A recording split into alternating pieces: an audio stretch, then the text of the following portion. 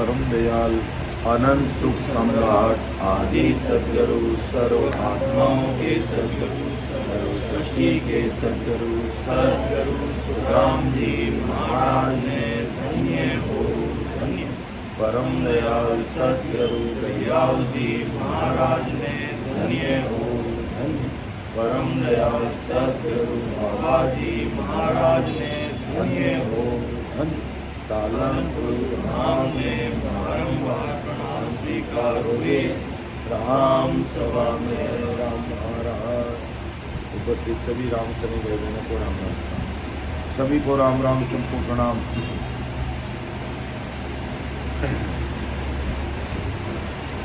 महाराज की कृपा से प्रातःकालीन सत्संग का सिमरण का समय हर्ष उल्लास आनंदमय वातावरण के साथ पूरा हुआ और भारी कृपा महाराज की है अपन सब भाई बहनों पर कि हमें सत्संग सिमरण सेवा का प्लेटफॉर्म मिल गया और परिवारजनों को बहुत बहुत बधाई नए भवन के लिए।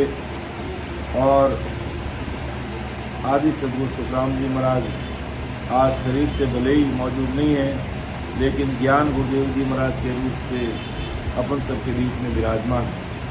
और जब सद्गुरु साहिब ज्ञान गुरुदेव जी महाराज के रूप में नई जगह पर आते हैं तो सब आके ठीक ही होती है। तो अपन हरदिस्पद राग भैरव प्रभाती का लेते हैं, जिसमें महाराज हमारिया है कि वो सुन भेद न्यारो सब सुन, वो सुन भेद न्यारो कुदरत कला प्रेम सूझा के सो सायब को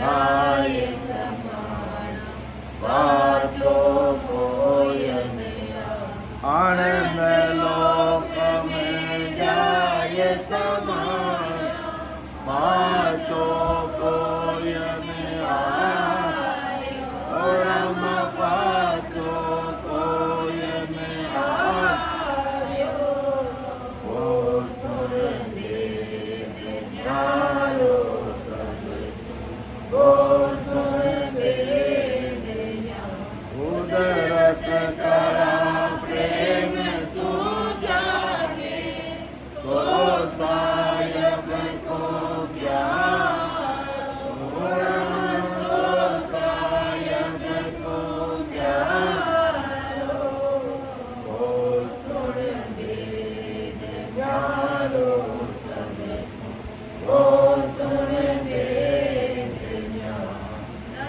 क्या भगत करे जन हुआ ओम सोम माई नव क्या भगत करे जन हुआ ओम सोम माई आने अंचल धावन पाई गया विसन गए आने अंचल नावन पाई गया विषम गरता राम गया विषम गरता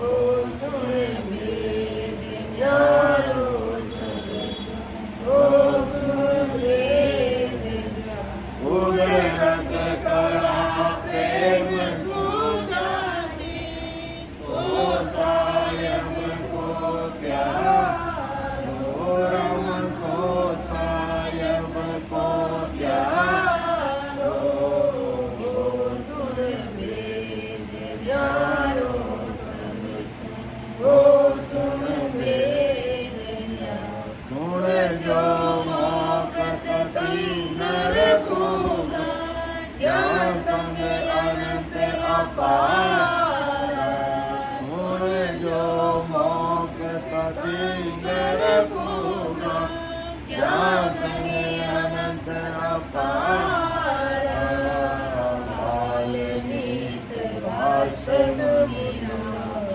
पायो नाम विचार वाल्मीक वास मुनि रामा पायो नाम विचार पायो नाम विचार ओ सुन वेद न्यारो सब ओ सुन वेद न्यारो उदरत कला प्रेम सुजागे सो सायब को प्यारो राम सो सायब को प्यारो ओ सुन वेद न्यारो सब ओ सुन वेद न्यारो माय कबीर नव देवा दादू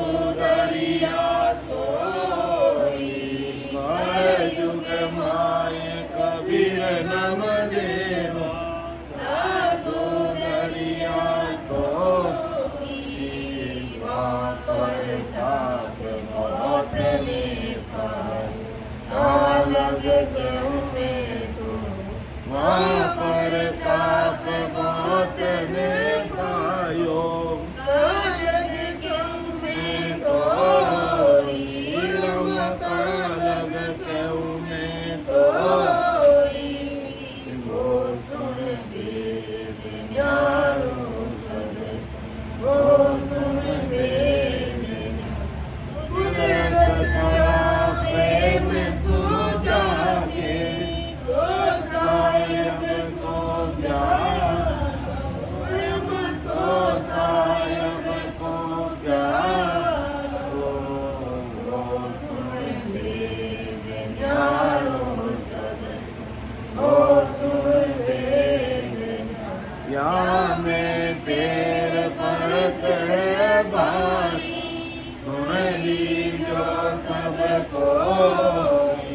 हमें तेरे फर्क है भाई।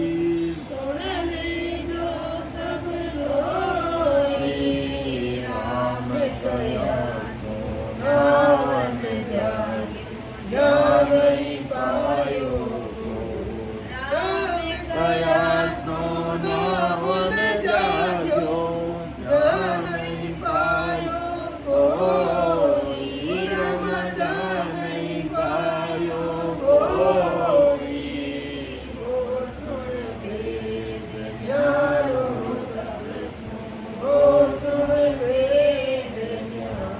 कुदरत कला प्रेम सो जागे सो सायब को प्यार सो सायब को प्यार ओ सुर वेद न्यारो सब ओ सुन वेद के सुख राम मेरे सतगुरु की मैं अंचरणम पायो के सुख राम मेरे सतगुरु की मैं अंचरणम पायो जो चाहो सो लो सब कोई तन मन सुन पर जो चाहे सो लो सब कोई तन मन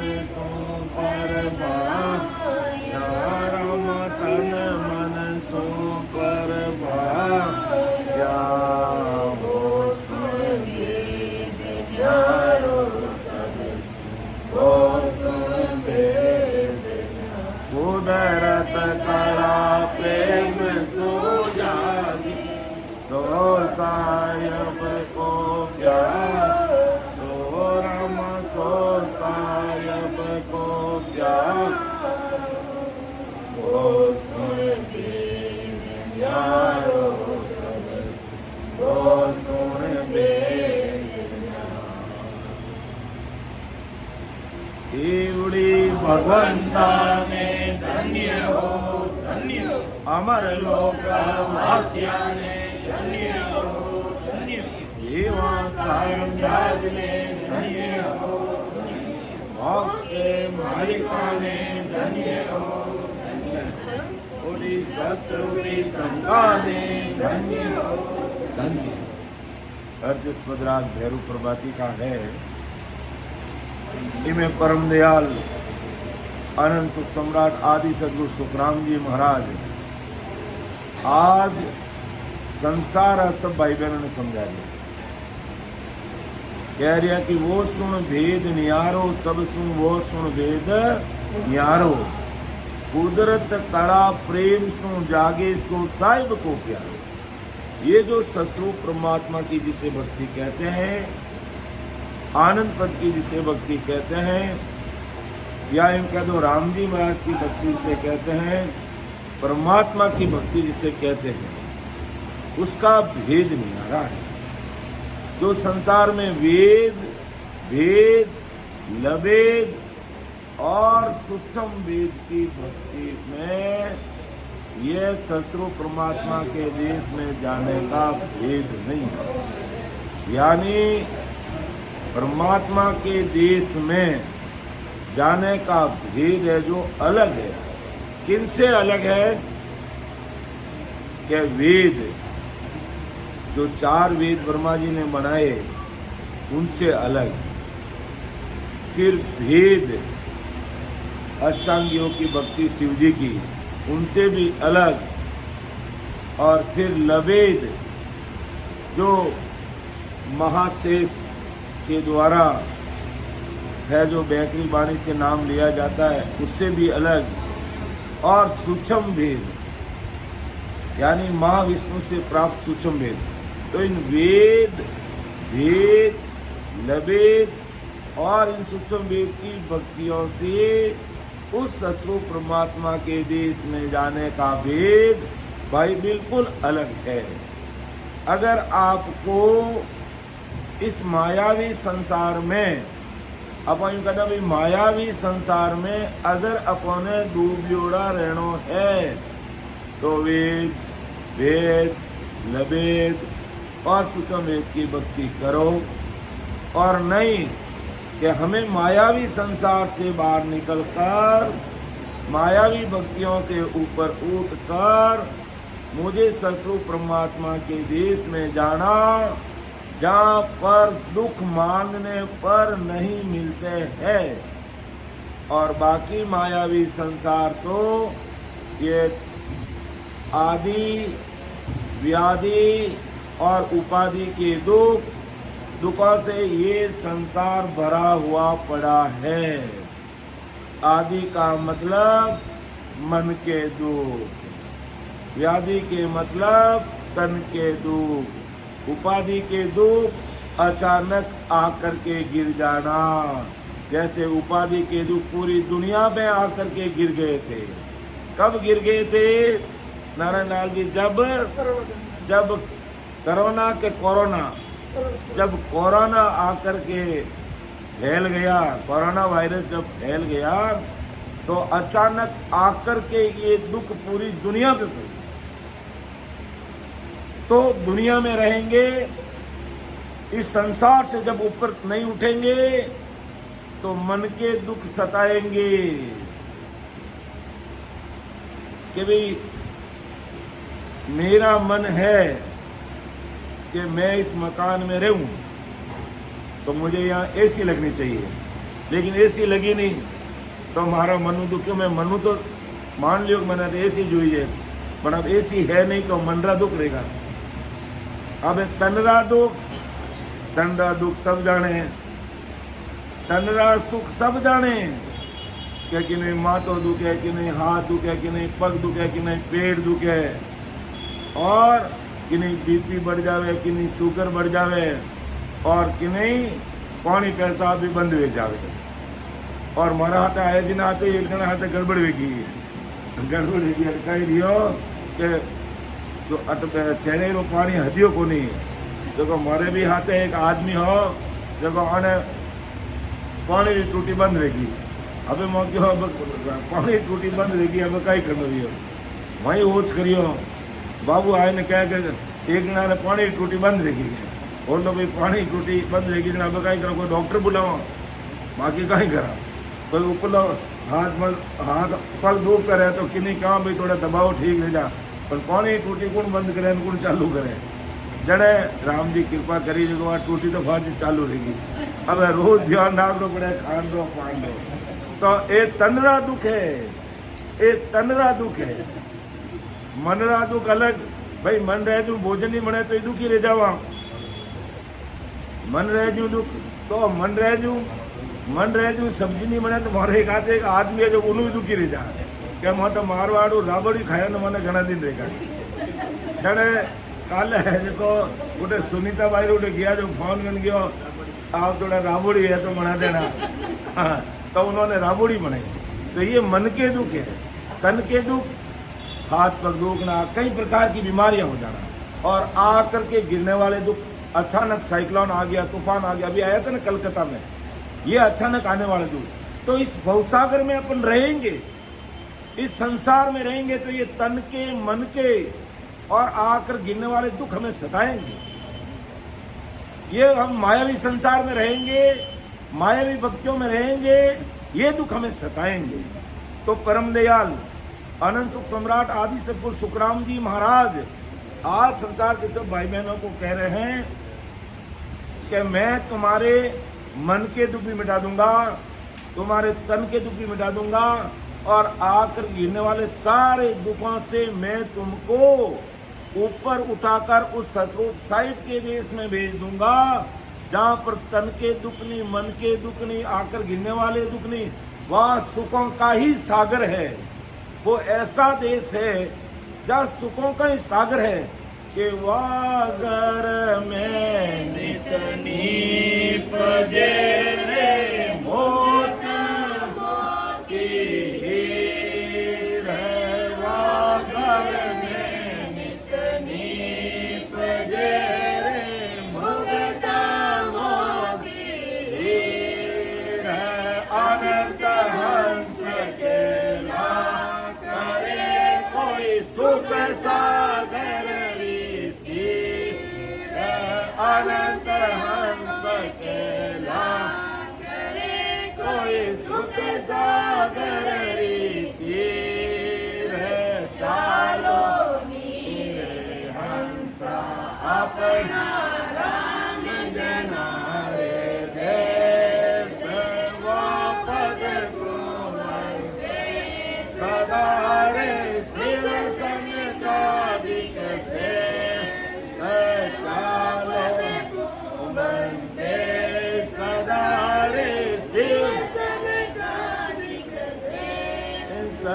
चालो नीरे हंस अपना राम जना जैसे जामन मरना जा नहीं रे जान सांसो सो रे जामन मरना जा नहीं रे जान सांसो सो रे माया व्यापे नहीं मरा सतगुरु धीरे लो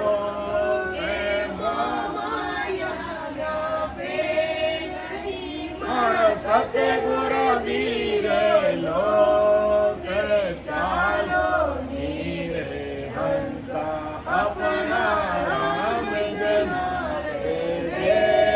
सेवा पद को मंजे सदारे शिव सदिक से चालो मंजे सदारे शिव चालो नीरे हंस अपना राम जना तो परम दयाल सदगुरु सुखराम जी महाराज फरमाया है, अरे भाई देखो, तन के दुख मन के दुख आकर गिरने वाले दुख तो मिटाऊंगा ही मिटाऊंगा, लेकिन इसके साथ संसार में जो आवागमन का जो भारी रोग लगा हुआ है, अब इस संसार के अंदर देख लो, अब मारवाड़ छोड़ने अटे आया तो आ गर्मी अटे लानी छोड़ी अटो बाद आ जाओ तो उठे ही गर्मी, तो इन भवसागर में दुखी दुख है। और फिर आवागमन का दुख, गर्भवास का दुख बड़ा भारी है, गर्भवास का दुख बड़ा भारी है, ऊंधे मुंह लटकना पड़ता है और मल मूत्र के अंदर मुंह रहता है, इतना भारी दुख है। और हम सब कोल करके आते हैं कि हो राम जी हमें जल्दी से जल्दी गर्भवास से हमारा बसेरा बाहर करो, हम संसार में जाकर के आपको एक मिनट भी नहीं भूलेंगे और सतरूप परमात्मा की भक्ति करके हे साहिब आपके देश में आएंगे। और यहाँ आते ही मायावी पर्दा पड़ते ही हम इस मायावी संसार में, इस मायावी भक्तियों में, इन तीन लोक के जंजालों में इन प्रकार अपन उड़ जावा के अटे अटक जावा, अटे भटक जावा और अटे लटक जावा। और परमात्मा रे देश में जाऊं न जको कोल करने आया, वादो करने आया, अग्रीमेंट करने आया, करार करने आया, विनय तो अपो भूल गया।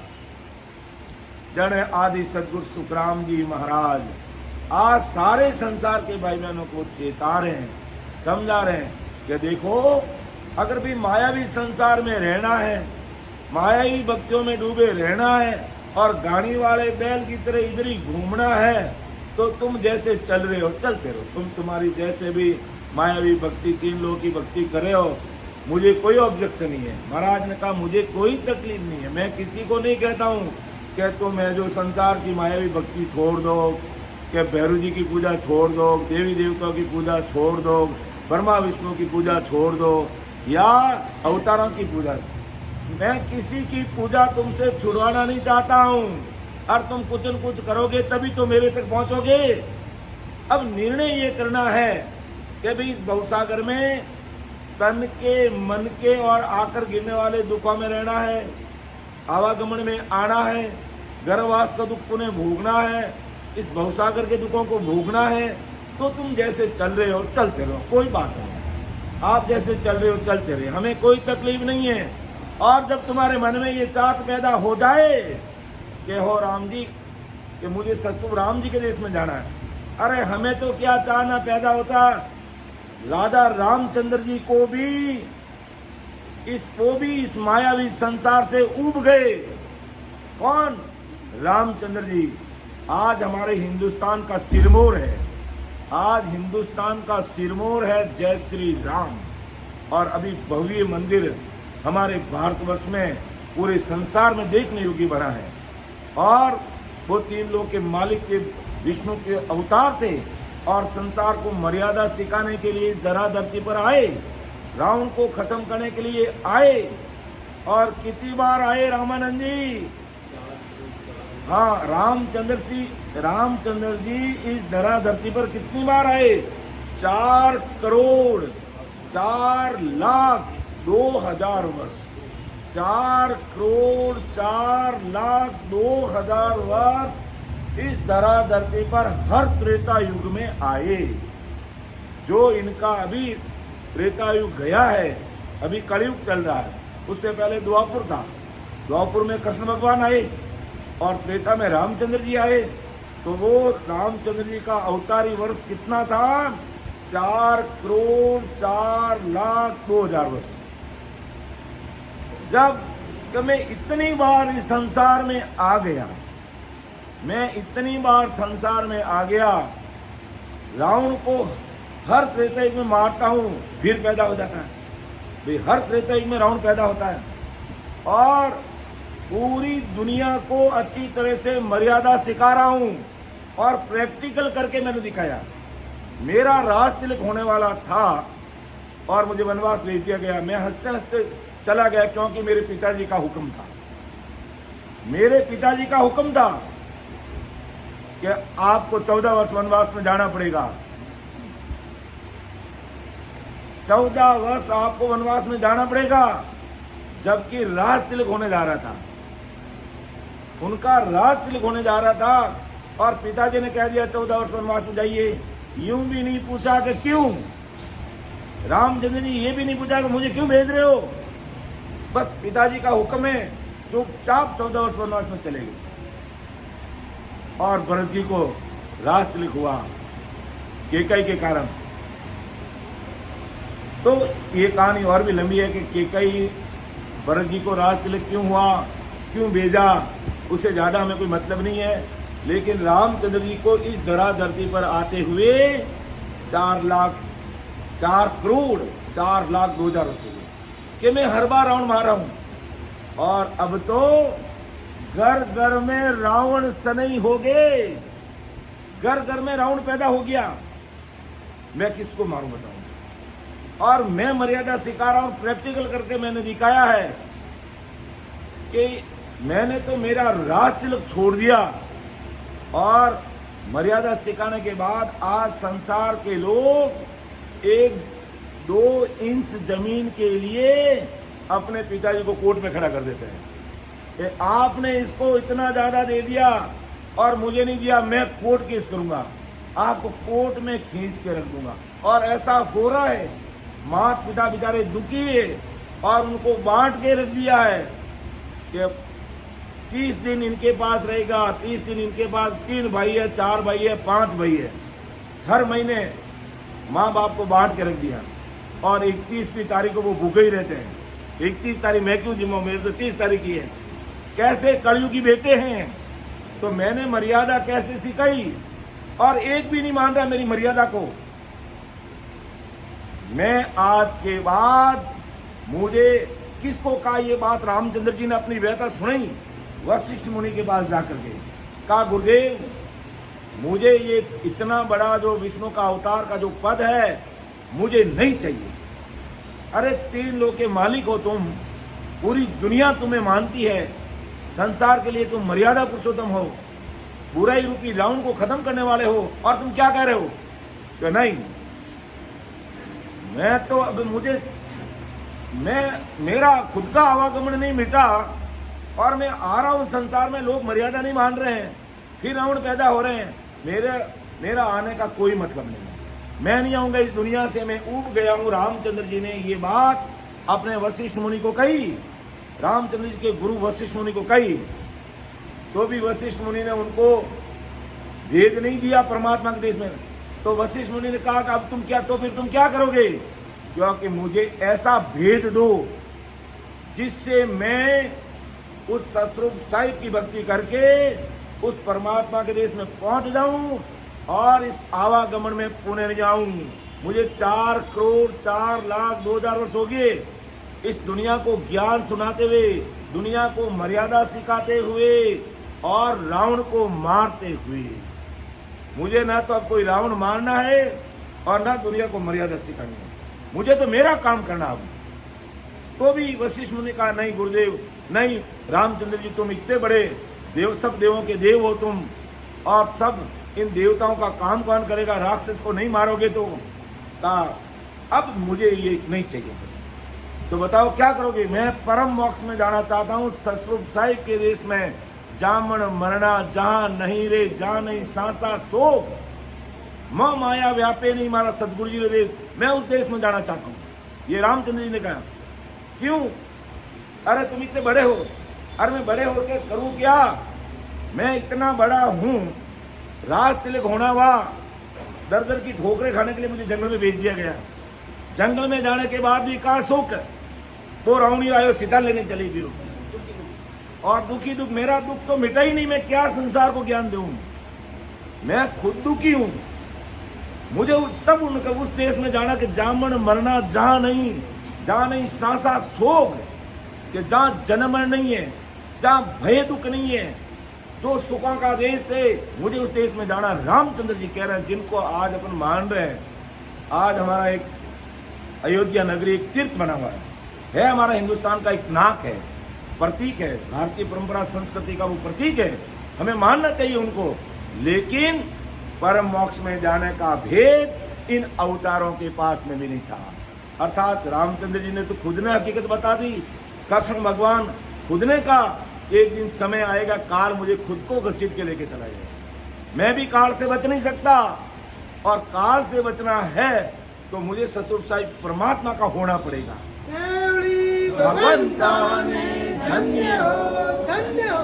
तो उनको भी उनके पास में भी आती नहीं। तब आदि सदगुरु सुखराम जी महाराज ने कहा कि वो सुन भेद न्यारो सब सुख, ओ सुन भेद न्यारो, कुदरत करा प्रेम सो जागे, सो साहिब को क्या, कुदरत करा प्रेम सो जागे, सो साहिब को क्या, तो रम सो साहिब को प्यारो, वो सुन भेद न्यारो सब, वो सुन भेद न्यारो। तो महाराज कार वो भेद तो नहीं आ रही है। तब आखिर रामचंद्र जी अड़ गए वशिष्ठ मुनि के पास, मैं अब इस रावण को नहीं मारूंगा, मुझे ससुर परमात्मा की भक्ति चाहिए।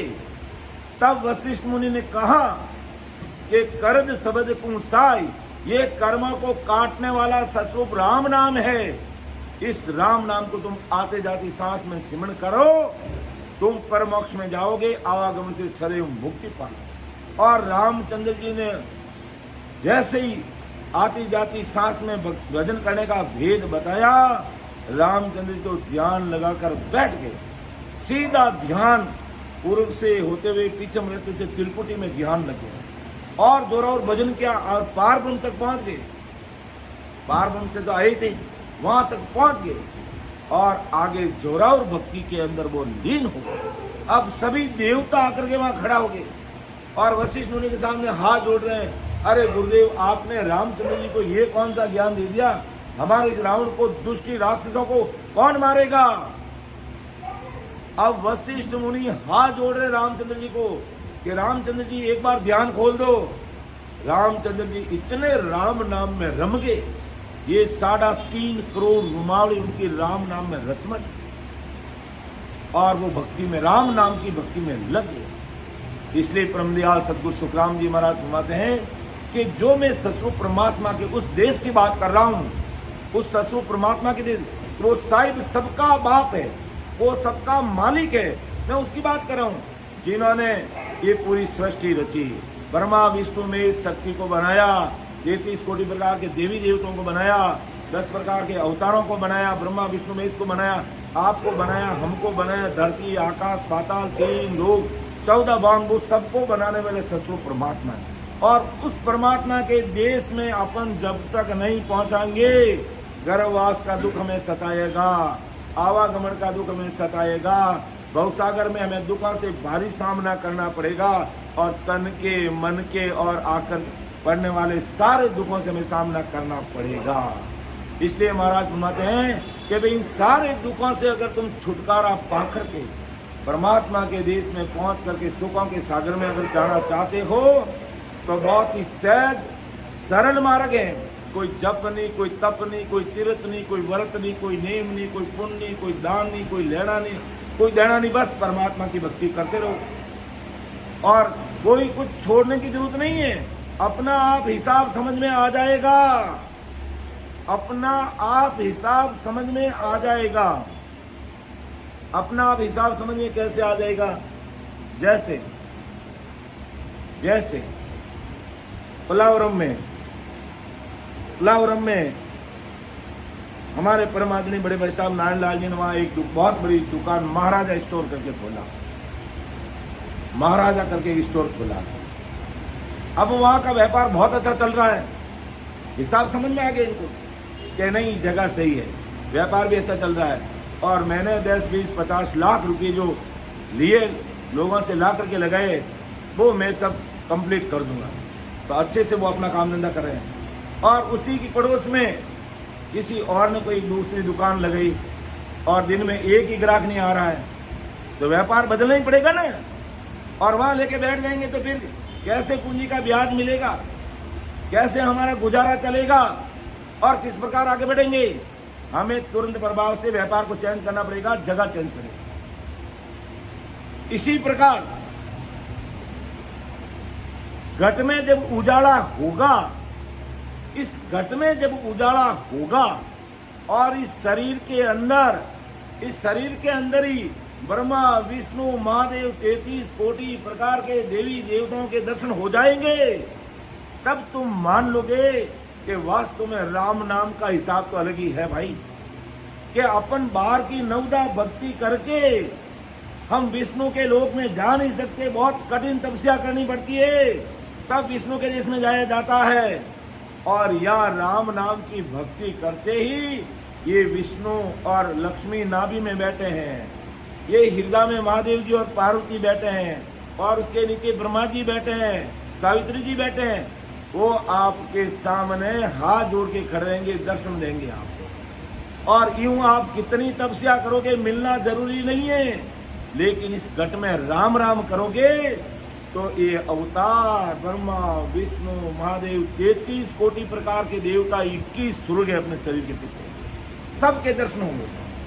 और यूं हम देवताओं के दर्शन कर नहीं पाते, केवल उनके बने बनाए जो स्थान है, मंदिर है, जगह है, उस जगह पर अपन बाहर से जाकर के उनके चित्र के दर्शन कर सकते हैं। लेकिन वास्तव में अंदर में सचित्र सजीत वो बैठे हैं, अगर वो दर्शन करने हैं तो इस राम नाम की कृपा से इस शरीर में दर्शन हो जाए। तो हे मेरे प्यारे संसार के भाइयों और बहनों, अगर उस राम जी के देश में जाना तो भेज नियारा है और गाड़ी वाले बैल की तरह इस दुनिया में ही घूमना है और घाटा का सौदा करना है, तो मायावी संसार में और मायावी भक्तियों में लगते रहे। अब कहेंगे लोग घाटा का सौदा कैसे हो गया फिर, और अब नफे का सौदा कैसे हो गया? कि जब हम प्रतीक प्रेम भाव तलब और पीड़ के साथ राम राम रटेंगे तो एक सांस में 70 करोड़ नाम ले सकते हैं। अब तुम मायावी कोई भक्ति करके देख लो, एक सांस में 70 नाम का कोई मंत्र का जाप कर ही नहीं सकते आप। और ये राम नाम की साधना से आप एक सांस में 70 करोड़ नाम ले सकते हैं। जो संतों ने फरमाया कि अनगिनती गिनती नहीं राम नाम की जोड़, एक सांस होता है सिमरण 70 करोड़। अब देखो एक सांस में कैसे होता है। जो हमारे बीच में भाई जी बैठे ना, अब राम राम करते करते वीरे व्याकुल हो गए, रग रग रोम रोम में राम राम होने लगे। ये कुदरत का कमाल है। मैंने इनको कोई माथा पे हाथ रखे नहीं कहा, मैंने वचन नहीं दिया इनको कि लो बाबा का वचन है तुम्हारी कृपा हो जाएगी।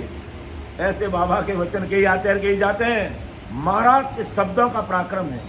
उनसे हमें अगर प्रीति आएगी, इस राम नाम से हमें प्रीति आएगी, तो वो कुदरत का कमाल कुदरती घट में प्रकट हो जाएगा, जिसमें हमारी ये 3.5 करोड़ रुमावली राम राम करने लगती है। तो एक सांस में कम से कम अपन सांस अंदर ले रहे हैं, उसमें 20 नाम आराम से आते हैं। कम से कम 20 नाम अपन ऐसे लेते हैं ना।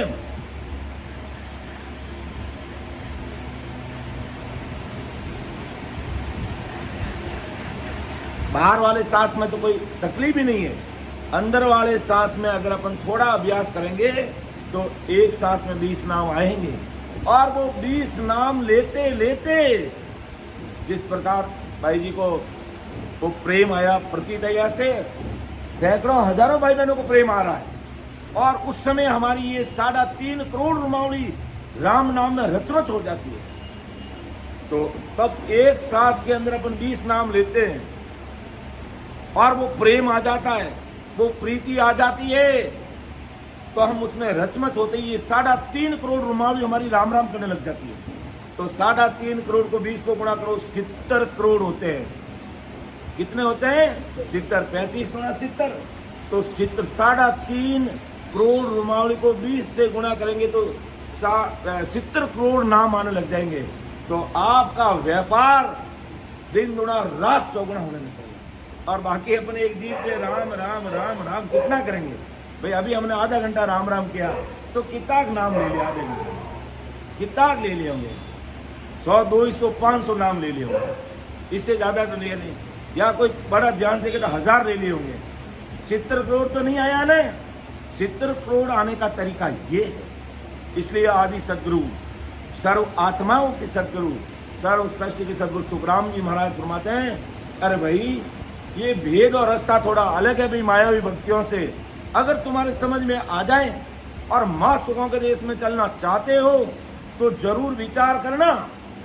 महाराज ये नहीं कह रहे कि आप संगत में आ गए हो इसलिए हमारी बात आपको माननी पड़ेगी, नहीं तो आपको कोई दोष लग जाएगा। नहीं, ऐसा कभी नहीं होता है। देवताओं के वहां फेरी बोल के आए और वापिस नहीं गए तो सुते हो को ऊपर से पटक देंगे नीचे। ये कहीं बात है? फेरी बोलने की उन्हें बात तो अभी जगह दारू, उन्हें नींद में जगाई और नींद में नीचो ना की उन्हें, और वो फेरी देनी पड़ेगी आपको। यहाँ फेरी वाला सिस्टम नहीं है। यहाँ आपको अगर प्रतीत प्रेम आ गया, अगर आपको प्रतीत प्रेम आ गया तो 70 करोड़ नाम आपके रग रग रोम रोम में आ जाएगा। लेकिन वो प्रेम चाहिए, वो प्रेम चाहिए। अरे अपन देखते हैं आजकल इस मायावी संसार में और इस फोन की बीमारी से है, जो एक लड़की और लड़का आपस में प्रेम कर लेते हैं, कोई जाति का पता रखते नहीं, कोई समाज का पता रखते नहीं, कोई घर परिवार का ध्यान रखते नहीं, और दोनों में प्रेम हो जाता है। और ऐसा प्रेम हो जाता है जाकर के माँ और बाप उनके सामने आंखों में आंसू बहाते हैं, अरे बेटा तू घरे चल जा, मैं तुमको जानती नहीं हूं, अरे तू इतनी जन्मी से तुम थारा पोतरा धोना हरू करिया है, थारा वास्ते में कितना दुख दे किया, वो पानी पैसा मैं करती, मैं हुक्का अल्लाह करती थारे, और तू कह रही है कि मैंने तो अभी, मैं तुझे जानते ही नहीं, ये कौन है, हम तुमको जानते ही नहीं। क्योंकि उसने ये मायावी वासनाओं से प्रेम कर लिया। मर मिटने के लिए तैयार हो जाएंगे लेकिन वापस नहीं आएंगे। तो दुनियादारी में ऐसा प्रेम करने से एक दूसरे के लिए मर मिटने के लिए तैयार रहते हैं। तो हमें यहाँ ऐसा प्रेम परमात्मा के अगर नाम से हो गया तो एक सांस में 70 करोड़ नाम आएंगे, यानी भक्ति में तुम माला माल हो जाओगे। बाकी संसार में जप करो, तप करो, तीर्थ करो, व्रत करो, नेम करो, पुण्य करो, दान करो, कुछ भी करो, 70 करोड़ की बराबरी नहीं कर सकते। 70 करोड़ नाम नहीं आ सकते। वो 70 करोड़ नाम आएगा तो वो प्रेम चाहिए, ऐसा प्रेम इस नाम से चाहिए, ऐसी पीड़ इस तरफ चाहिए, और उसका भेद अलग है। और वो सारा कुदरत का कमाल है। यहाँ कोई मंत्र नहीं है, कोई जंत्र नहीं है, या कोई हाथ रखना नहीं है, या कोई डोरा बांधना नहीं है, कोई तांती बांधना नहीं है, कोई आका लेना नहीं है, कोई धूप दिया नहीं है, नारियल अगरबत्ती की जरूरत नहीं है, ये माला की भी जरूरत नहीं है, इस सापा की भी जरूरत नहीं है। ठीक है, आप लोगों का भाव है, बस उसका अनादर नहीं कर रहा हूं मैं। बाकी ना तो इसकी जरूरत है, ना हमें कोई भेंट पूजा की जरूरत है। बस ये सब कुछ कुदरत का करिश्मा है, और ये गाड़ी सब कुदरत से चलती है, और कुदरत का ही काम है, और वो कुदरत से ही होता है। यहाँ हम आए हैं, ये सतरूप साहिब की कृपा से आए हैं। वही बुलाने वाले हैं, और वही भेजने वाले हैं, और वही ले जाने वाले हैं। तो आप सबका इतना अच्छा भाव रहा, इससे आज हमें भी ये सत्संग सिमरन सेवा का प्लेटफॉर्म मिल रहा है। तो हमें समझना, महाराज किसी को कुछ नहीं छुड़ा रहे, एक ही बात कह रहे हैं, तुम राम नाम से प्रतीत लाओ, राम नाम को पकड़ लो, अपना आप समझ में आ जाएगा कि यहाँ मेरा व्यापार घाटे में है कि नहीं। बस उस समय हिसाब देख लेना, तुम उस समय देख लेना। कोई छोड़ना कोई पकड़ना, पकड़ना राम जी का नाम, बस छोड़ना कुछ नहीं है। अगर मैं तो कह रहा हूं, अगर कोई नशा करने वाला है तो नशा करता रहे, तो बीड़ी पी रहा तो पीता रहे, सिगरेट पी रहा तो पीता रहे, लेकिन राम नाम करना शुरू कर दे, तुझे अपना आप समझ में आ जाएगा बीड़ी पीना खराब है, सिगरेट पीना खराब है। ये कुदरती अंदर से बोल जाएगा, क्यों? सबके अंदर सतरू परमात्मा का आत्म रूपी अंश बैठा है, वो मार्गदर्शन करेगा। चोर चोरी करने के लिए जाता है, अंदर से अंतरात्मा बोलती गलत है, लेकिन मन में इतना हावी रहता, अपन मानते नहीं है, चोरी कर लेते हैं। और जब मालिक जाग जाता है, पकड़ता है, नाक काटता है, एक पूरी तरह से मारता और धक्का दे के पुलिस में भेजता, तब अक्ल ठिकाना आती है। अरे मैं गेजना मारो, अंदरू मन तो क्यों मना चोरी नहीं करनी चाहिए, अंदरू मन नहीं क्यों, अंदरू वो परमात्मा ने बोला तुमको, इस आत्म राम ने तुझे बोला, लेकिन हम आत्मा की सुनते नहीं है, मन के बस में रह करके इस मायावी संसार में डूबे। इसलिए महाराज कहता है मेरा वो भेद न्यारा है, और वो कुदरत का न्यारी है, और वो कैसे प्रकट होती है, कैसे प्रकट होती है? प्रेम से, कि वो सुन भेद न्यारो सब सुन, वो सुन भेद न्यारो कुदरत कला प्रेम सुजाने, सो सायब को प्यारो राम, सो सायब सो प्यारो। सुन भेद न्यारो सब सुन, वो सुन भेद न्यारो। मेरा भेद अलग है। अब तुम नहीं समझ सकते हो तो मैं आपको संसार के उदाहरण देके समझा रहा हूं कैसे अलग है।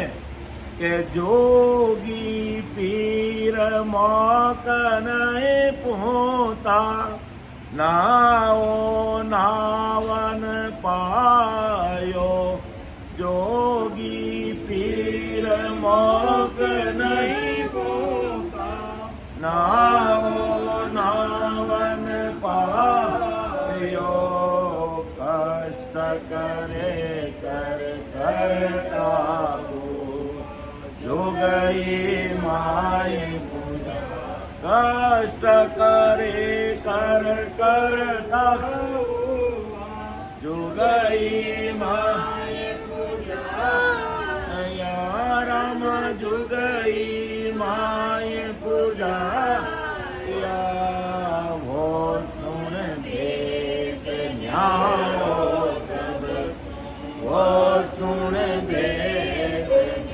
कुदरत कला प्रेम सुजागी, सो सायब को प्यारो प्यारो, वो सुन भेद न्यारो सब, वो सुन भेद न्यारो। तो वो तो भेद न्यारा, और वो कुदरत कला किसे जगती है? प्रेम से। जो साहिब का प्यारा, जो साहिब का प्यारा है, उसको उसमें और प्रेम है तो वो कुदरत कला रखती है। बाकी महाराज का जोगी, जोगी अपन देखते हैं कई प्रकार के जोगी सब अपना अपना इष्ट का सभी गुमान करते हैं, अपन उसकी काट नहीं करते हैं, अपना अपना धर्म है। लेकिन जोगी किससे कहते हैं? जो बड़े झटा बंधा लेते हैं। और जैसे ये सांपा कपड़े का बंधा हुआ उनके बालों से बंधा हुआ रहता है, दाढ़ी भी बड़ी बड़ी होती है, कोई दाढ़ी बिल्कुल नहीं रखते, मूंड मुड़ा के रहते हैं। तो इस प्रकार के जोगी और पीर, जैसे रामदेव जी पीर हुए, ऐसे पीर जोगी पीर मौक नहीं पूता ना वो नावन पायो, उनको भी ये नाव मिला नहीं। लेकिन अपन देखते भादवे महीने में कितना भीड़ा रहता है राम में। हाँ, उनका भाव है वो जा रहे हैं, लेकिन परम मोक्ष वहां जाने से भी होने वाला नहीं। देखो मैं साक्षात उदाहरण बताता हूँ जैतारण का।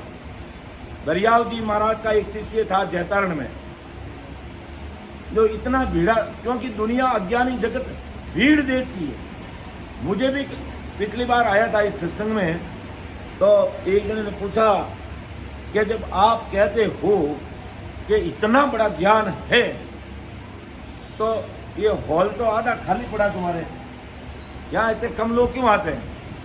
ये हॉल तुम्हारा खाली क्यों पड़ा है यहाँ? मैंने कहा भाई, ये ससुर परमात्मा की भक्ति है, परम भाग्यशाली भाई बहनों के बिना समझ में नहीं आती है। इसको समझने के लिए कई दिनों तक हमें सत्संग सुननी पड़ती है, फिर बाद में समझ में आता है कि वास्तव में ये ज्ञान कह क्या रहा है और अपन कर क्या रहे हैं।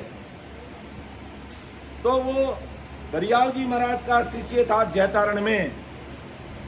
भादवे महीने में इतना भीड़ा रामदेव रे जाता हुआ देख करके उसके मन में भी भ्रम पैदा हो गया, क्यों रे इतना लोग जावे, दरियाव जी महाराज पाठ मारे तो इतना लोग आवे ही नहीं, बटा तो लाखों लोग जा रही है। अने जैतान दरियाव जी महाराज पाठ मारे तो हजारों लोग ही आवे, और बटे लाखों जा रही है। तो इना मतलब बाबा में चमत्कार तो है ही है, बाबा में चमत्कार तो ही है, संसारी कार्य के लिए चमत्कार है, इसमें कोई दो राय नहीं है। वहां जाने पर लोगों के संसारी काम होते हैं। अगर कोई रामदेव जी के बोलवा बोलता है और वहां जाता है तो उसका काम करते हैं रामदेव जी, लेकिन कौन सा काम करते हैं? शरीर का काम करते हैं, मायावी काम करते हैं, दुनियादारी का काम करते हैं, तीन लोग का काम करते हैं।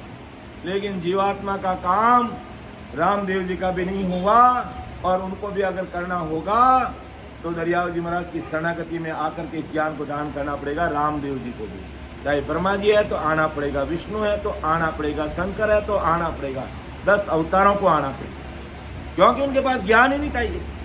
उन्होंने राम जी को जो काम दिया वो क्या, उन्होंने निमित्त अवतार हुए, लेकिन संत नित्य अवतार आते हैं, हर युग में आते हैं।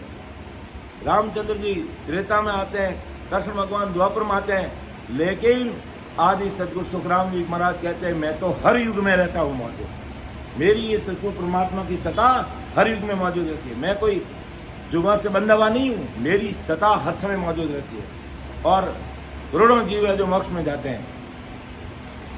तो उसने शाम को सोते समय मन बना लिया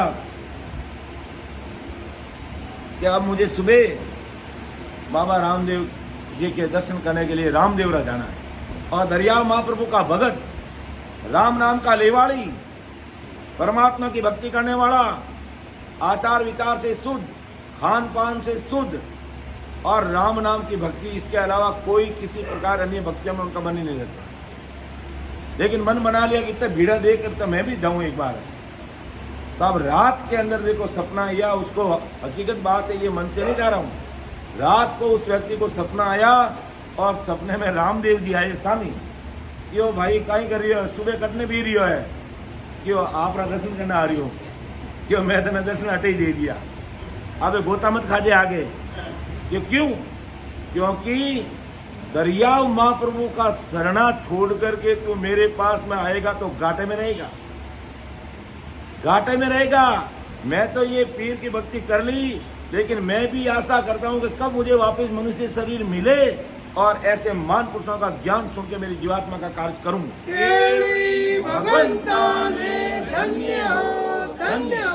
जब रामदेव जी ने सपने में आकर के उस भगत को कहा, अरे तू दरियाव महाप्रभु का शिष्य है और कहाँ जा रहा है, कहीं आने की जरूरत नहीं, गोते मत खाना, घाटे का सौदा है। तो वो सवेरे उठते ही दरियाव महाप्रभु के वहाँ दर्शन करने के लिए आता है, नतमस्तक होता है और अपने मन की बात बताता है कि महाराज मैंने ऐसा थोड़ा भाव में फर्क लाया और आपको छोड़ के कहीं और जाना चाहता था। तो कहा बेटा कोई बात नहीं, तेरी मर्जी की बात है।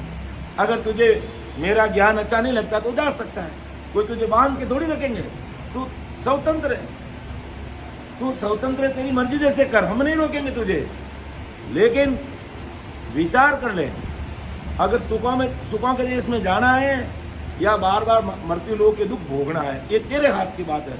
ये मैंने भारी गलती की है, मैं आपके चरणों में रहूंगा और आपकी भक्ति करूंगा। तो वास्तव में और ये हकीकत और कई भाई बहनों के साथ हुई है, ये हकीकत कई भाई बहनों के साथ हुई है। एक बार है जो मोरा गांव के एक रामसनी भाई बहन थे, अपने टालनपुर के पक्के चाहे सूरज पूर्व में उत्तर पश्चिम में उगजा, लेकिन वे इन भक्ति ने नहीं छोड़ने वाला।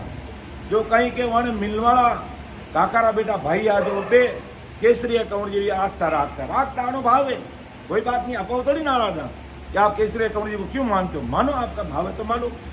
तो उसके साथ में वो जो रामसनी भाई बहन थे साथ में चले गए। अब वो केसरिया कंवर जी को मानने वाले है, वहां से उन्होंने आका लिया, धूप ध्यान किया और अपनी बात पूछी। तब वो रामसनी है जो उनके देखा कि बाबू जी मन ही आका दो, मारी कृपा करो।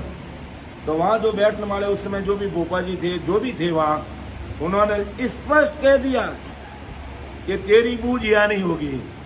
कि भाव जी वो कहीं गुन रही हो मारू, मारी बूझ क्यों नहीं करो कि थारी बूझ तो ससुर परमात्मा रो देश टालनपुर है, वहां तुम्हारी बूझ होगी। इतने बड़े मान पुरुषों का शरणा है तुम्हारी बूझ मैं नहीं कर सकता, तुम्हारा सब कुछ काम वही करेंगे। इसलिए मुझे माफ करना भाई, क्योंकि तुम्हारा इतना बड़ा शरणा परमात्मा का, इसलिए मैं तुम्हारी बूझ नहीं करता। मना कर दिया, केसरिया कंवर जी के थान पर हूँ। ये भी सत्य घटना और ऐसे कई भाई बहनों के साथ हुआ। लेकिन अपन क्या करते हैं, इधर उधर की बातों में आकर के भ्रमित हो जाते हैं और ससुर परमात्मा की भक्ति को छोड़ करके आन उपासना अन्य भक्तियों के मायावी संसार में मायावी काम के लिए लग जाते हैं। और काम भी क्या, मायावी काम से, कि मुझे संसार का काम चाहिए, कि मेरा ये होना चाहिए, मेरा वो होना चाहिए, और जो होना और जो करना है उसकी तरफ कोई ध्यान ही नहीं देता। मेन काम तो हमारा क्या है कि इस आत्मा को परमात्मा के देश में पहुंचाना है, उसकी तो बात करते नहीं और मायावी संसार की बात करेंगे, मायावी भक्ति की बात करेंगे, मायावी धन की बात करेंगे, दुनियादारी की बात करेंगे, घर परिवार की बात करेंगे, काम धंधे की बात करेंगे। अरे सब बात करो तुम, ठीक है, लेकिन राम जी महाराज के नाम का अगर विश्वास कर लोगे तो सब कह नहीं, 100 तालों की एक ही चाबी है, ये सतगुरु राम। 100 तालों की एक ही चाबी, सब रोगों का निवारण एक ही है, ये राम है। और इसको प्रेम महाराज का नहीं, कुदरत कला प्रेम सो जागे सो साहिब को प्यारो। जो अगर साहिब का प्यारा है उसके वो कुदरत कला प्रकट होते ही इस शरीर में, अगर वो राम नाम में डूब गया, रचमच हो गया, अगर वो राम नाम में डूब गया तो तिरना निश्चित है, और पानी में डूब गया तो मरना निश्चित है, और भक्ति में डूब गया तो तिरना निश्चित है। तो इस प्रकार अगर वो डूब गया भक्ति के अंदर, तो वो एक सांस अंदर ले रहे उसमें 70 करोड़ नाम ले लेंगे। दुनिया की कोई मायावी भक्ति ऐसी नहीं है जिसमें 70 करोड़ नाम आते हैं। और हमारे भारतीय परंपरा और हिंदू संस्कृति के अनुसार ओम शब्द को बड़ा मानते हैं, लेकिन ओम शब्द को अपन अंदर की सांसा में रट ही नहीं सकते। ओम को कैसे रटेंगे, बाहर सांसा निकाल दे, ओ सांस बाहर निकल रही है, अंदर, जबकि काम हमें अंदर का करना है। और बाहर ओम साधना करेंगे उसका भी गुण प्रकट होगा, लेकिन बाहर के काम होंगे, बिजली कनेक्शन को नहीं हो रहा तो टाइम पे हो जाएगा, गटर लाइन कनेक्शन ही है तो अगर यदि साधना करो तो सब, कहने का मतलब दुनियादारी के काम हो जाएंगे। लेकिन आत्मा को परमात्मा में मिलाने के लिए अंदर में राम राम डालना पड़ेगा, यानी अंदर की सांसा के साथ राम नाम लेना पड़ेगा। और बाकी संसार में जोगी पीर मौक नहीं पूता, वो मौक नहीं पूरा। लेकिन वेगदारी होते हैं, बड़ी बड़ी झट्ठा बड़े, तो अपन क्या करते हैं, समझने का प्रयास नहीं करते हैं। बाहर का बेस तो देख लेते हैं कि बाबू जी रे इतना बड़ा बड़ा बाल है कि वो पूरा साफ बांध दे। अच्छी बात है, वो अपनी तपस्या है, अपन नहीं कहते कि वो गलत है। और वेग भी अलग होता है, दाढ़ी भी मोटी बड़ी होती है, सब ठीक है, अच्छी बात है। उन्होंने बेस पहना है, दुनियादारी को छोड़ा है, गर्भस्थी को छोड़ा है, अपने माँ बाप को भी छोड़ा है और संसार से अलग रहे। लेकिन उसके बाद बाहर का बेस हमें दिख रहा है, लेकिन अंदर का बेग है कि नहीं है राम नाम का, ये हमने कोई परीक्षा करने का प्रयास ही नहीं किया। बस बाप जी पधार गए, बाप जी पधार गए, बाप जी पधार गए, ढोल बजावा, थाली बजावा ने, माला पहरावा ने, फूल बरसावा ने, लेकिन बाबू जी अंदर वो बेस है कि नहीं। अगर अंदर का बेस है तो जरूर उनके चरणों में नतमस्तक हो जाना, और नहीं तो अगर वो भी अगर त्यागी बैरागी ऐसे बिना राम नाम वाले कोई घर पे आ जाए तो बाबू जी भूखा रहो तो रोटी जीव लो, और आगे आप लोग कोई घरे जाना चले पुगा इतना भाड़ो नहीं तो देता, पर माने तो दूसरी बार आप जरूरत को नहीं। ये समझ नहीं आएगी तब तक अपन ऐसे ही ठगीते रहेंगे कि जुग माई सोए फकीर बखान, जुग माई सोए फकीर बखान, और सभी है ठगरे ठगोरा, और सभी है ठगरे ठगोरा, रया जगत सुख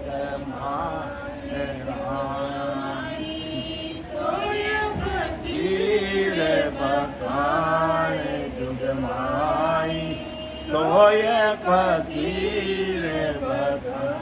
अब देखो कि दुनियादारियों तंग आए ने फकीर बन जावे, दुनियादारियों तंग आए फकीर बन जावे।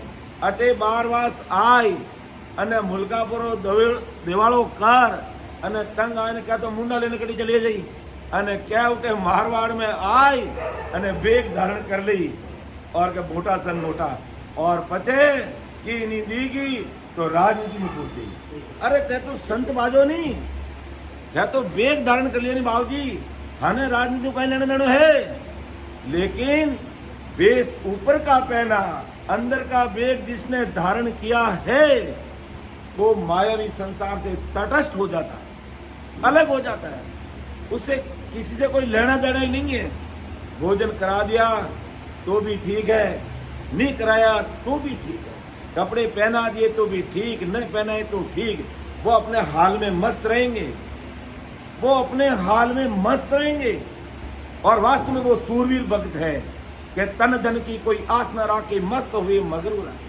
अब मुल्कापुरा देवाड़ो करियो तो मारवाड़ में अटे आईने, और अबे लोग है जो को चढ़ा पाड़े ने ढुका जन है जो को रातों रात गायब रहेगा, और गायब रहने भी फाचा अपन कोई की नहीं कहे तो आप बेस धारण कर लिया, और बेस धारण करिए पति कोई दुख दई तो राजनीति में आए न पचे डंको बजाओ तो थे कहना बाबूजी हो भाई हैं। तो ये मायावी संसार की हकीकत है, इसलिए महाराज को कहना पड़ा, लिखना पड़ा यहाँ पर। लेकिन अज्ञानी जगत समझती नहीं है। समझ में कब आएगा? जब वो सत्संग में बैठेगा, सत्संग में बैठेगा तो कोई न कोई चीज समझ में आएगी। और आपके समझ में नहीं आती मतलब जो आए वो तो लो। अरे मारवाड़ी में कहो गाय फोटो करे तो मोटो, और उन फोटा न उठाओ कीन की तो ले पड़े तो हाँ दुड़ो ही ले पड़े।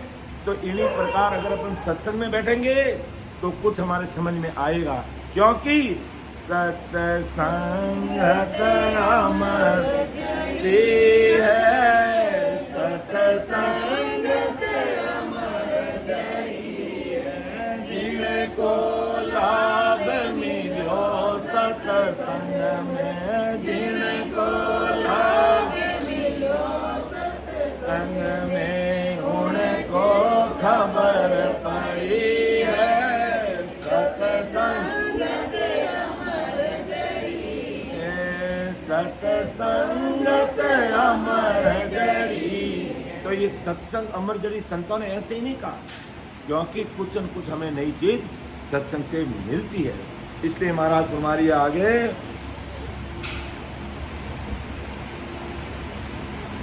कि जोगी पीर मौक नहीं पूता, नाओ नावन पायो, कष्ट करे कर करता हुआ, जोगई माए पूजाया। कि जोगी पीर मौक में नहीं गए, ना उनको ये कुदरत कला मिली, कष्ट करे कर करता हुआ। अब कष्ट कैसे किया, अब वो तपस्या कैसे करते, इस आत्मा को कैसे दुख देते कि इतनी प्रचंड गर्मी है, और वो क्या करेंगे, बालू रेत गर्म तपती रेत में बैठ जाएंगे, आसपास फिर आग लगा देंगे, हैं। जने के बाबूजी जबरा आगरे में बैठा, बाबूजी जबरा है तो आगरे में बैठा है, जने दुनिया नमस्कार कहने प्रणाम कहने पगा पड़ी। अरे इतनी तपस्या करने उल्टा तुम तो जो आत्मा का अंश है, परमात्मा को, इस काया को उल्टा कष्ट दे रहे हो, और इस प्रकार कष्ट देने वाले तो आत्मद्रोही कहलाते हैं। और महाराज ने लिखा वो तो नरक में जाते हैं। और सर्दी पड़ रही है, बर्फ रे बीचे बीच में बैठ गई, जन अज्ञानी जगत के बाबूजी मोटा रहे, बाबूजी मोटा है, ये बर्फ रे बीचे बैठ गया तो ही नहीं लागे, बाबूजी ही कोई नहीं लागे, पूरा ठर रहे पर तो भी के तो ये बैठे तपस्या करे, तो उस तपस्या का गुण मिलेगा, कहाँ जाके बैठ जाएंगे, स्वर्ग में पहुंच जाएंगे। और स्वर्ग में जैसे ही अपना पुण्य समाप्त हुआ, वापिस वहां से हमें नरक में जाना पड़ेगा, अपने कर्म अनुसार, या संसार में आना पड़ेगा। लेकिन परमोक्ष की तो कोई बात ही नहीं हुई, परमोक्ष तो हुआ ही नहीं है। इसलिए महाराज के वो कष्ट करे कर करता हुआ, कष्ट काया ने कष्ट दे देकर पूजी जावे संसार में इन्हें कि बाबूजी अगर पौनी रे माता हाल जाए दुनिया कितना बड़ा बने, अरे के तो पौनी माता हाले रे पौनी रे मैं रह जावे, और अट्टे बैठेड़ा 1 मिनट में मोदी जी रामासम करने पाचा आ जावे, 1 मिनट में मोदी जी रामासम करने पाचा। एडी भी कला है, एडी भी विद्या है 3 लोग की भक्ति की, और जाकर के आ सकते हैं। तो लेकिन परम मोक्ष उनका ही होने वाला नहीं है। अगर मोदी जी को मिलना है तो 10,000 को लाके फ्लाइट में जाए ना कोई आ सका, लेकिन उनको कितना कष्ट सहन करना पड़ता है, और वो संसारिक कष्ट सहन के इस प्रकार की तपस्या करके सिद्ध बन जाते हैं, वचन सिद्ध हो जाते हैं, लेकिन परम मोक्ष नहीं होता उनका भी। इसलिए महाराज को लिखना पड़ा, जोगी पीर मौक नहीं पोता, ना वो नावन पायो, कष्ट करे कर करता हुआ, जोगी माई पूजाया। लेकिन अज्ञानी जगत के पास में इतना कहाँ समय है भाई, अज्ञानी जगत के पास में इतना कहाँ समय है कि संतों की हकीकत जाने कि इनके अंदर बेस की है कि नहीं है। अपन केवल बाहर से देख करके ही राजी हो जाते हैं कि बड़े महात्मा जी, बड़े अपने धर्म अनुसार वो बड़े हैं, लेकिन अंदर का बेस उनके पास में नहीं है, तो हमारी आत्मा का कल्याण कैसे होगा, ये बात है। ये बात ये नहीं कह रहे वो बेस पहन लिया गलत है, अच्छा अपने मतानुसार, अपने मत अनुसार, अपने धर्म के अनुसार, कोई सफेद पहनते हैं, कोई पीला पहनता है, कोई भगवा पहनता है, अच्छी बात है, कोई बुरी बात नहीं है। लेकिन ये पहचान करना जरूरी है कि उनके अंदर में भी राम राम का बेस है कि नहीं है। अगर है और हमारी आत्मा को परमात्मा के देश में मिला सकते हैं, तो ऐसे संतों को हमेशा प्रणाम करना चाहिए। लेकिन जब राजा चंदूलाल से आदि सदगुरु सुखराम जी महाराज मिले, तो बिल्कुल गृहस्थी बेस में थे महाराज, धोती पहनी हुई, चोला पहना हुआ और साफा पहना हुआ था। और राजा चंदूलाल को पता चला, राजा चंदूलाल का क्या कि भाव बहुत तगड़ा था। कोई भी साधु संत आ जाता, कोई भी, चाहे 3 लोग की भक्ति का हो, उसके पास ज्ञान हो नहीं हो, केवल बेग पहन लिया हो, और उसके राज दरबार के एरिया में आ जाता, तो वो घर ले जा करके उनकी सेवा बंदगी करता, टहल बंदगी करता। तो अब वो सेवा बंदगी, टहल बंदगी करते करते करते करते करते करते करते करते करते करते करते करते करते यानी आदि सदगुरु सुखराम जी महाराज पधार गए। सेवा पूजा अन्य संतों की करते करते वहां पर आदि सदगुरु सुखराम जी महाराज पधार गए। और उनसे पहले जो भी आए, कोई बेगदारी, काला बेगदारी, कोई दौड़ा, पीला, भगवा, जटाधारी, त्यागी, बैरागी, सन्यासी आए, सबसे वो मिला, सबकी सेवा की राजा ने। अब जब महाराज वहां पधारे, तो वाया मीडिया राजा चंदूलाल को पता चला कि मारवाड़ के बहुत बड़े महात्मा तुम्हारी इस धरा धरती पर आए हैं। और राजा को कहा हुआ कि जब भी कोई संत आए तो मुझे सूचना देना, मैं खुद चल के वहां जाऊंगा और मेरे राज दरबार में लाऊंगा, भोजन पानी की व्यवस्था करूंगा, टहल बंदगी करूंगा। अब यही हुआ, पता चल गया राजा चंदूलाल को कहा कि किसी ने कोई सूचना दी, क्योंकि जब बड़े महापुरुष होते हैं ना, कुदरती सूचना जाती है, कहने से नहीं, कुदरती। किसी ने कहा क्या कि मारवाड़ के बहुत बड़े महात्मा आए, बहुत बड़े महात्मा आए। ऐसे कहते ही राजा के दिमाग में और वो दृश्य नजर आने लग गया कि बहुत बड़े महात्मा होगा, इसका मतलब 5-10 हाथी घोड़े होंगे और 100-200 लोग साथ में होंगे और बहुत सारे लोग साथ में होंगे। भाई बहुत बड़े महात्मा है तो पहचान यही है। आज लोग यही पहचान करते हैं कि बहुत बड़े महात्मा की पहचान क्या है, भीड़ कितनी है। वो बहुत बड़े महात्मा को भीड़ से आंकते हैं और भीड़ में भले पीछे बैठे बैठे मेरे इसका करता रहो। और तो फिर कैसी सत्संग है, हमारा दूरदर्शन ही नहीं छूट रहा और हमें सत्संग में बैठने का अधिकार ही नहीं है। तो दुनिया भीड़ से संतों का मूल्यांकन करती है और संत भीड़ में रहना नहीं चाहते। संत भीड़ में रहना नहीं चाहते क्योंकि अज्ञानी जगत समझती नहीं है, कोई बिरला जनी समझते हैं। तो जब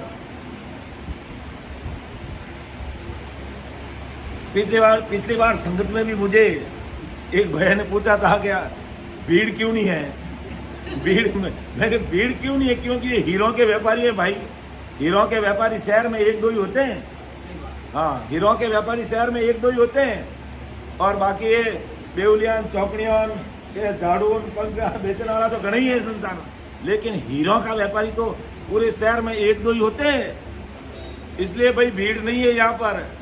तो भीड़ देखना चाहता है तो कहीं और किसी संतों को पकड़ दूं। यहाँ तो गलत जगह पर आ गया है और यहाँ तुझे भीड़ा नहीं मिलेगा। यहाँ तो भीड़ पड़ने वालों की मदद होती है परमात्मा की, वो आते हैं यहाँ पर। तो राजा चंदूलाल के दिमाग में दृश्य आ गया, बहुत बड़े संत हो गए। और आगे जब आकर के महाराज वहाँ अपने आसन पर विराजमान थे और 24 घंटे वो सता समाधि में लीन थे, राम जी के नाम में खोए हुए थे, राम राम में लगे हुए थे। और आकर के देखा आदि सतगुरु सुखराम जी महाराज अपने ध्यान में विराजमान थे, सता समाधि में लीन। साथ में कौन थे?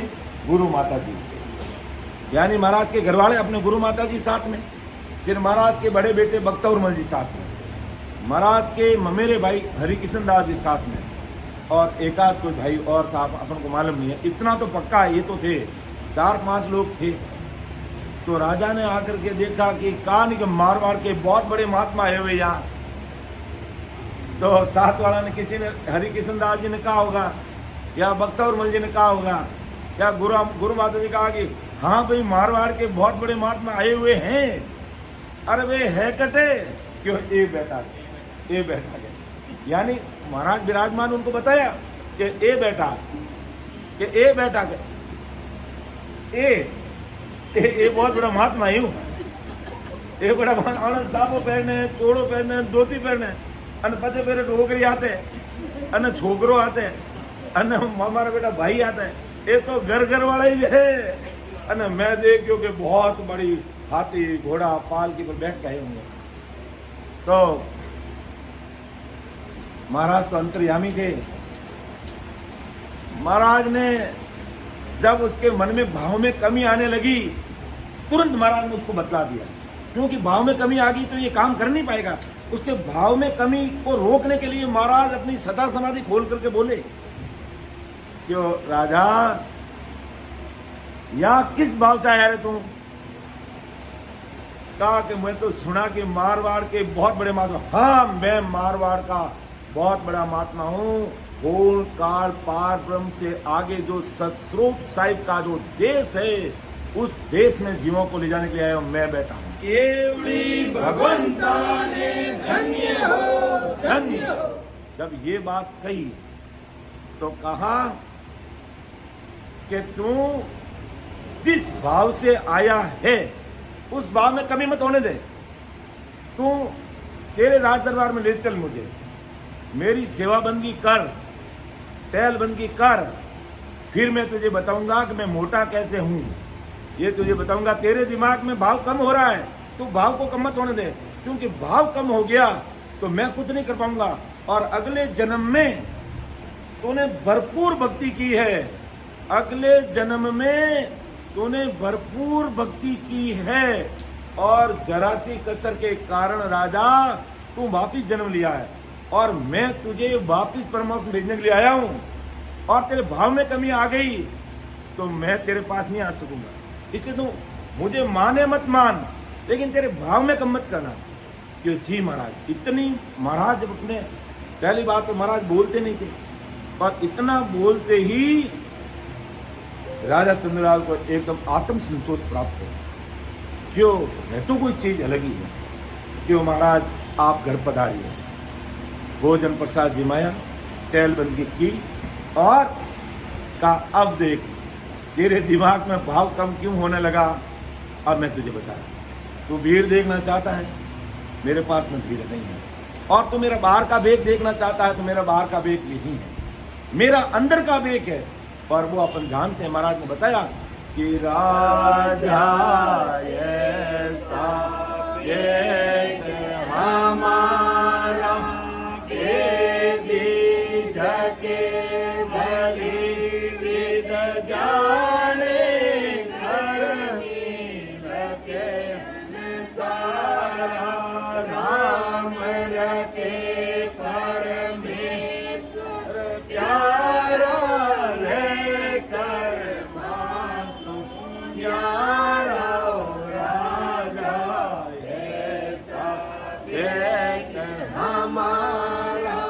हे राजा ऐसा बेग है मेरा, तू मेरा बाहर का देख वेश देख करके भ्रमित हो गई, इतना अच्छा भाव लेकर के तू घर से निकला और यहाँ भाव में कुभाव प्रकट करने लग गया। ये तो तेरे अगले जन्म की भक्ति की हुई है इसलिए मैंने रोक दिया, बाकी तो तू कई छोटे विचार मेरे लिए कर लेता। लेकिन महान पुरुष जब उसको तारना होता है ना, उसके दिल दिमाग का कचरा दूर कर देते हैं, क्यों उनका काम ये पूरे संसार को भवसागर से पार लगाना है। अपन सोचते हैं कि चेन्नई के लोग कितने मांसाहारी है, इतना इनका खान पान बिगड़ा हुआ है, लेकिन इन सबको एक दिन वो ससरूप साई परमात्मा अपने सुखों के सागर में इन सबको भी ले जाएगा, इन सबको भी ले जाएगा, क्योंकि सबको तारना है राम जी को। और ऐसा ही हुक्म परमात्मा से लेकर के वो इस धरा धरती पर आए कि मैं सतगुरु हूँ आदि का, आदि अनादि से आत्म का गुरु काय, मेरी महिमा अग में क्या जाने जुगमाए, क्या जाने जुगमाए काग बुद्ध ज्ञानी सारा। ये हल्के बुद्धि के मायावी भक्तों के ज्ञानी मुझे नहीं समझ सकते, मुझे पूरी दुनिया को तारना, मुझे पूरे संसार को तारना है, ऐसा भिड़ जाएगा। अब देखो, आप कहोगे कि पूरी संसार को कैसे तारेंगे।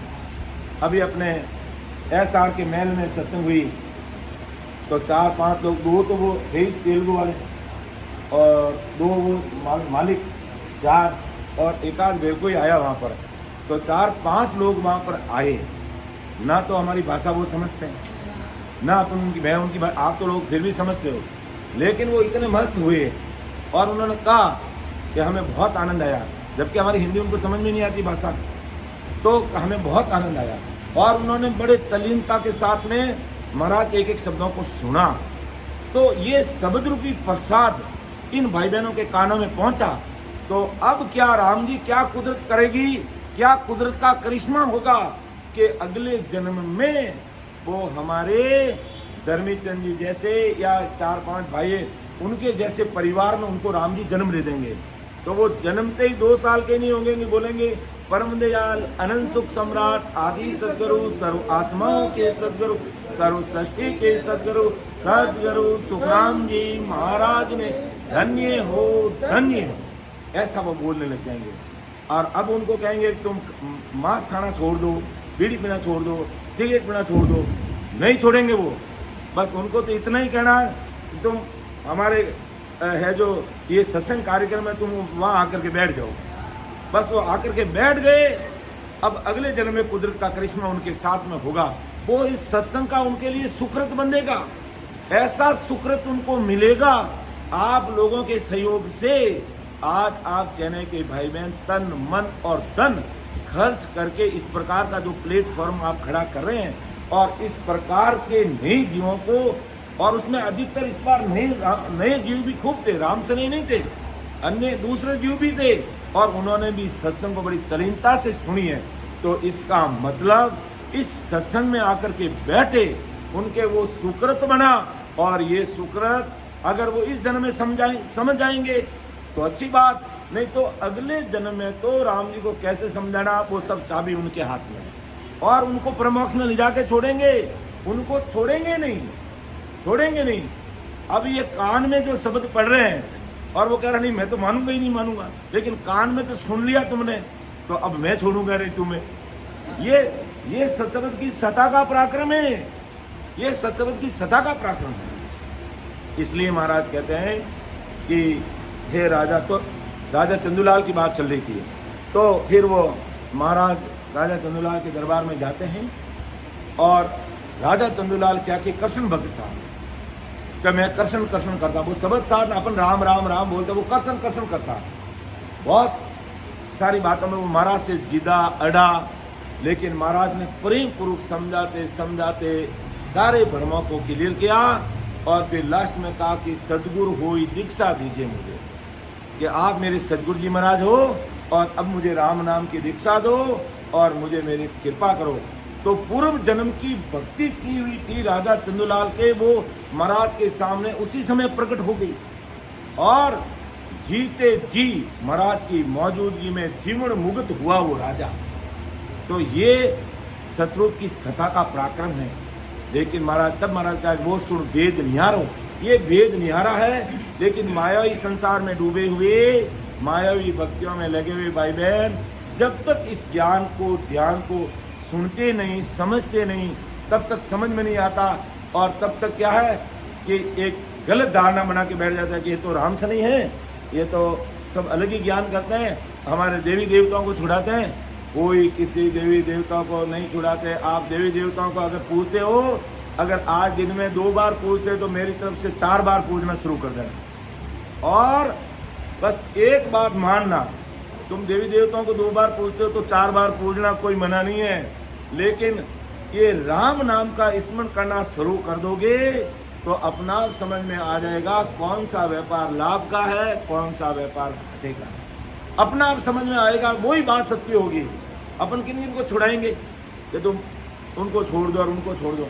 अरे छोड़ने से पहले राम नाम पकड़ो, राम नाम नहीं पकड़ोगे, छोड़ दोगे तो उल्टा उड़ जाओगे। राम नाम छोड़ने पर मन में मजबूती आएगी, तो अपना आप अपना दिल कह दो, और अपना दिल के तो आगे कदम रखना, और नहीं तो बस जैसे चल रहे चलते रहना। इसलिए परम दयाल सदगुरु सुखराम जी महाराज ने राजा चंदूलाल को जीवन मुक्त किया, जीते जीते इसकी प्राप्ति की। वो बहुतारी महापुरुष थे, एक पल में परमात्मा के देश में पहुंचाने वाली सत्ता और शक्ति उनके पास में थी। इसलिए आज अपन आज भी याद करें। और महाराज का मैं शरीर मेरा भले ही संसार में नहीं रहेगा, लेकिन कलयुग में 4,32,000 उम्र है कलयुग की, तब तक ये शत्रु परमात्मा की सत्ता से परमोक्ष में जीव जाएगा, और यही सत्ता काम करेगी, और आदि सदगुरु सुखराम जी महाराज के नाम से करेंगे। अगले युग में तो भी नाम बदल सकता है, लेकिन कलयुग में यही नाम से चलेगी। इसलिए संसार में कोई कष्ट आ जाए, कोई विपत्ति आ जाए, तो इतना जरूर बोल देना, कहीं पर खड़े हो तुम, कि भाई कैसा भी आपको लग रहा कि अब मेरे बस का सौदा नहीं है और यह मामला गड़बड़ होने वाला है, उस समय तो 1 मिनट के लिए ध्यान कर लेना, परम दयाल अनंत सुख सम्राट आदि सदगुरु, सर्व आत्माओं के सदगुरु, सर्व सृष्टि के सदगुरु सुखराम जी महाराज अब इस जीव को संभाल लेना। बस आप देख लेना, जिस प्रकार दरियाव जी महाप्रभु सशरीर मौजूद थे, और मधु सेठ यमुना में डूब रहा था, और वह महाराज सत्संग करे थे, जैसे अपन सत्संग करे वहां सत्संग कर रही थी, लेकिन वहां डूबते ही उसने दरियाव महाप्रभु सुखराम जी महाराज से पहले दरियाव जी महाराज 50 साल पहले हुए, यानी आदि सदगुरु सुखराम जी महाराज विक्रम संवत 1783 में आए, और परम दयाल सदगुरु दरियाव जी महाराज 1733 में। तो जैसे ही दरियाव जी महाराज का नाम लिया, और वह दरियाव जी महाराज के रूप में ससरूप साहिब प्रकट होकर के हाथ पकड़ के बाहर निकाल दिया, और वो निकल के घर नहीं गया, सीधा रहन आया, और कहा प्रभु आपने मुझे जीवन दान दिया, नहीं तो मैं मर जाऊं। तो इतने बड़े महान पुरुषों का केवल अपन नाम लेने में भी काल 10 कदम दूर रहता है। केवली भगवंताने धन्य हो धन्य हो, जीवा तारण जाचने धन्य हो धन्य हो, मोक्ष के मालिकाने धन्य हो धन्य हो, अनंत कोटि सत्स्वरूपी संताने धन्य हो धन्य हो। और आज हुई उन्हीं महापुरुषों की सत्ता, आदि सद्गुरु सुखराम जी महाराज की सत्ता इस संसार में विद्यमान है। तो हमें इस पद को पूरा करने में तो 4 दिन लग जाएंगे, लेकिन हमें सोचना जरूर है, समझना जरूर है। बस एक सांस में 70 करोड़ नाम कैसे आए वो चीज तुम पकड़ लेना।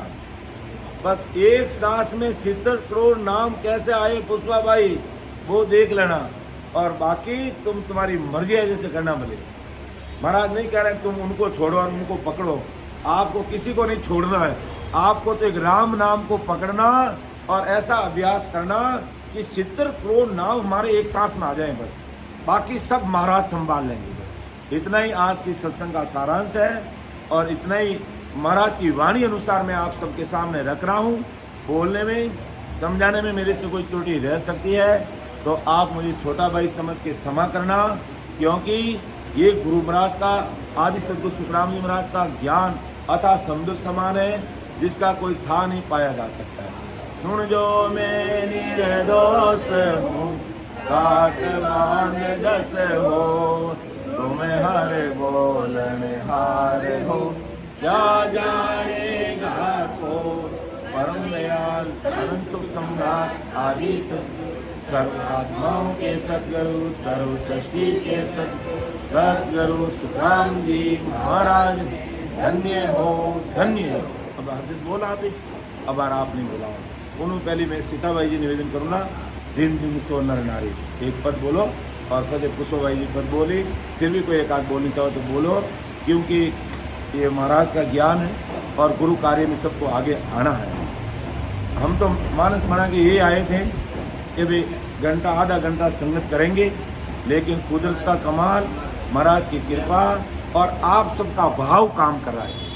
ये आप सबका भाव काम कर रहा है कि इतनी गर्मी में भी अगर आप मुझे कहें कि 2 घंटे और सत्संग करना, मैं हिलूंगा ही नहीं है।